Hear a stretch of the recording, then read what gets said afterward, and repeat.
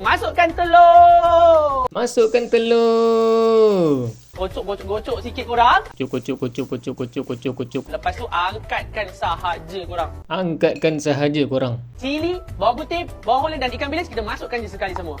Cili, bawang putih, bawang merah, ikan bilis. Kita masukkan je semua. Untuk yang tumisan ni korang kena tumislah sampai garing. Saya nak tumis sampai naik bau je, boleh tak abang? Alright, kacau-kacau. Kacau-kacau. Sampai garing.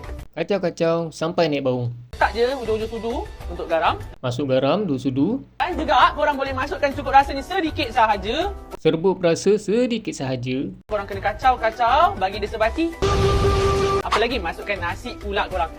Yo, iki tengkai. Garingkan dulu nasi ni. Timbun zakura kagyosh. Kita masukkan ayam goreng KFC dekat dalam nasi goreng kita. Dah habis berangan baru kita letak ayam KFC. Kemudian korang kenalah kacau-kacau bagi sebati dulu ayam goreng KFC ni. Kuali ni aku cepuk kang. Akhir sekali kita masukkan telur yang Chef Man dah gorengkan tadi. So masukkan juga macam ayam tadi. Telur ni kita masukkan macam ayam tadi. Lepas tu korang kena kacau bagi sebati sama macam ayam goreng KFC tadi. Siap nasi goreng ayam KFC. Nampak menarik kan? Bermakna tangan ni dah makin berseni. Meh kita test macam mana rasa nasi goreng ni. Rasa macam nasi goreng yang mak-mak buat dulu. Tapi ada rasa-rasa sikit ayam KFC lah.